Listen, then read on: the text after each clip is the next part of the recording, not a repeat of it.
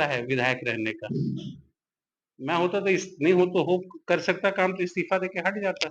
क्या ज़रूरत है उस कुर्सी को ज़बरदस्ती कब्ज़ा करके रखने की? कहिए कि मेरे से नहीं होता है। कोई पेशा तो नहीं है राजनीति ना, कहिए कि नहीं सँभालिए मेरे से नहीं होता है, मैं नहीं कर सक रहा हूँ ये। एक साधन बना लिया है पैसा कमाने का राजनीति को। ये तो आप जनता से पूछिए, आप तो पत्रकार हैं और आप भी घूम रहे हैं मैं घूम रहा हूँ तो आपके नजरिए से जानना आज मैं चाहेंगे। नेवरा गया, तो उनका भी कार्यक्रम था। वहाँ भारी विरोध था उनको। मुझे लोग मोटरसाइकिलों पर रिसीव करे तो उनको विरोध का सामना करना पड़ रहा था। उसके बाद वो करसों गए हैं, आप पता लगा सकते हैं, वहाँ लोगों ने विरोध उनके सामने किया। जो 10 साल विधायक रह जाए, उसको घूमने में इतनी दिक्कत हो रही है, जनता को फेस करने में इतनी दिक्कत हो रही है, तो आप कैसे सोच सकते हैं वही लोग इनको वोट कर देंगे? नमस्कार, आप देख रहे हैं कैपिटल न्यूज। मैं हूं प्रफुल्ल गिरी। इस वक्त हम चुनावी कवरेज में हैं और डाल्टनगंज भंडरिया विधानसभा क्षेत्र से जो इस बार निर्दलीय प्रत्याशी हैं दिलीप सिंह नामधारी। इस वक्त हमारे साथ दिलीप सिंह नामधारी हैं, उनके पुत्र। सबसे पहले स्वागत है आपका कैपिटल न्यूज में। और मेरा पहला सवाल आपके सामने, भाजपा से 2 बार एमएलए रहे आलोक चौरसिया, भाजपा के बतौर प्रत्याशी हैं, और एक तरफ कांग्रेस के केएन त्रिपाठी जो पूर्व मंत्री रहे हैं। इस चुनाव को किस रूप में देखते हैं? कितना चुनौती है आपसे जब आप निर्दलीय उम्मीदवार? आपका भी बहुत-बहुत स्वागत, आप आए। देखिए, हर चुनाव चुनौती होता है, कोई आसान लड़ाई नहीं होती है चुनाव, और निर्दलीय लड़ना तो बहुत बड़ी चुनौती है। पर इस चुनौती को मैंने जनता के बदौलत, उनके बल पर स्वीकार किया है, और जो रिस्पॉन्स मिल रहा है, मेरे हौसले को और बढ़ा रहा है। किन किन क्षेत्रों में आप दौरा कर चुके हैं और लोगों का क्या रुझान है?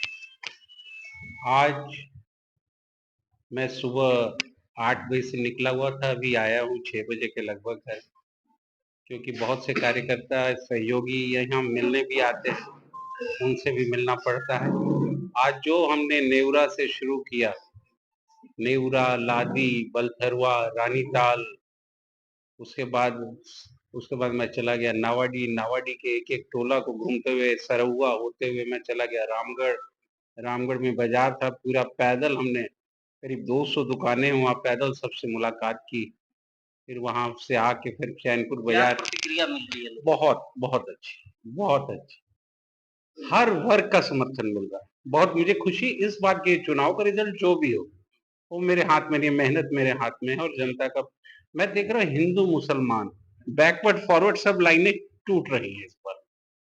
बहुत अच्छा रिस्पॉन्स है, बाकी भगवान की को? मर्ज़ी इसके है। तो उदाहरण आपके पिताजी भी रहे हैं, क्योंकि जो सिख समुदाय की यहाँ आबादी है, इसके बावजूद उनका नेतृत्व क्षमता, हम कहें कि सारे जातियों का सपोर्ट मिलता है। तो जाति और धर्म का भेदभाव तो होना नहीं है, खासकर हम इस विधानसभा की बात करें तो।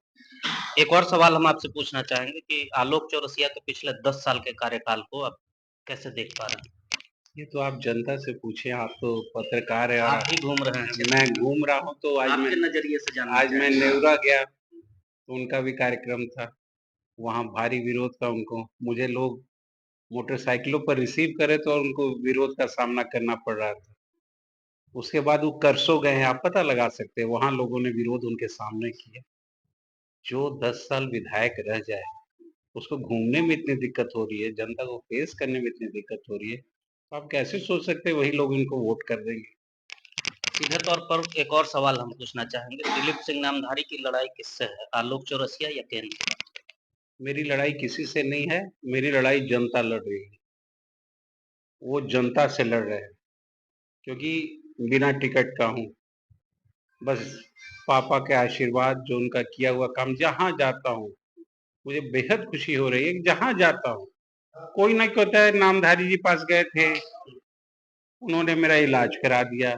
नामधारी जी के पास गए थे, पुलिस वाला तंग कर रहा था, उन्होंने फ़ोन करके मुझे मदद की। मेरी जिस सड़क पर चल रही नामधारी जी की बनाई हुई है।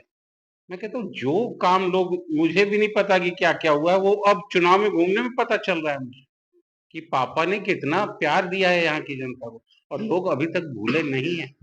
इसलिए मुझे उम्मीद है इस बार पब्लिक भी उनका जो प्यार उनका द्वारा दिया गया है, उसको ज़रूर लौटाएगी, मुझे जीत दिलवा के। एक और सवाल हम आपसे पूछना चाहेंगे कि अगर जनता आपके साथ होती है, आप जीत जाते हैं, तो पहली 2 बड़ी प्राथमिकताएँ क्या होंगी आपकी? सबसे पहली प्राथमिकता होगी भ्रष्टाचार पर हमला। जो हमारा क्षेत्र है पूरी तरह भ्रष्टाचार से ग्रस्त। कैसे कर पाएंगे, क्योंकि भ्रष्टाचार आज की नई समस्या नहीं है। कैसे इससे पाटने का क्या रूपरेखा तैयार किया है? मुझे एक बात बताइए, मैं भी उसमें शामिल हो जाऊंगा तो कैसे पाटूंगा? उस भीड़ से तो मुझे अलग दिखना होगा ना।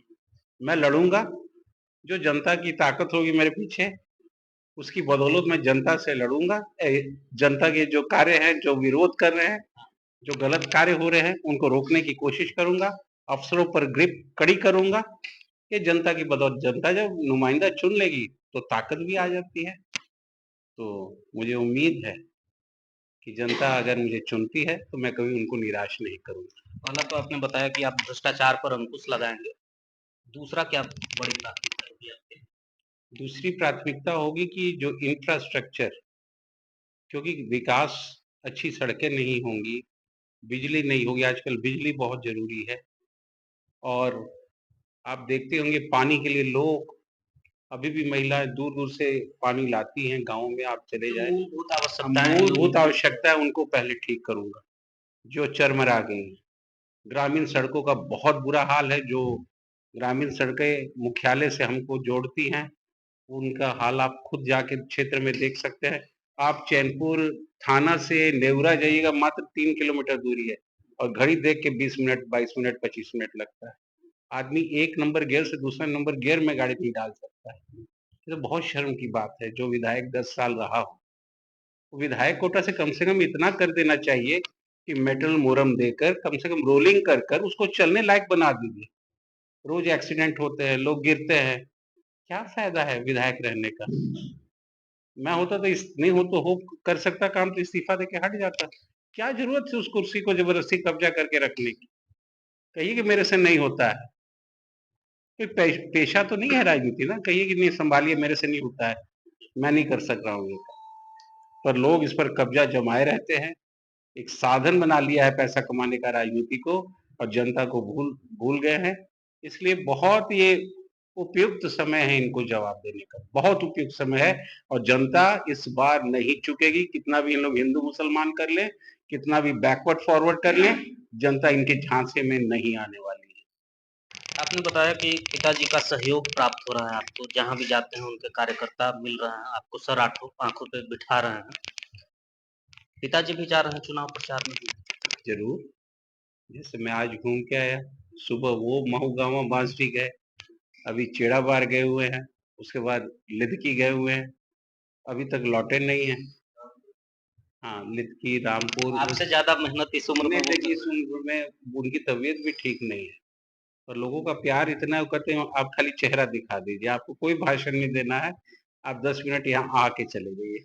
पर उनकी मैं जान रहा हूँ तबीयत ठीक नहीं है। मैं मना भी कर रहा हूँ पिताजी को कि चुनाव आते जाते रहेंगे, अपना सेहत पहले देखिए। वो कह रहे नहीं, ये बहुत क्रूशियल टाइम है, लोग अगर बुला रहे हैं तो मुझे जाना पड़ेगा। कहते हैं तुम्हारा स्टार प्रचारक तो मैं ही हूँ, दूसरे के तो सब बड़े बड़े नेता आएंगे, उनके लिए हेलीकॉप्टर इतने उतरेंगे। अभी शुरू होगा दिवाली छठ में खेल, देखिएगा जो शुरू होगा। पर मैं तुम्हारा स्टार प्रचारक हूँ तो मुझे तो तबीयत खराब में भी चलना पड़ेगा।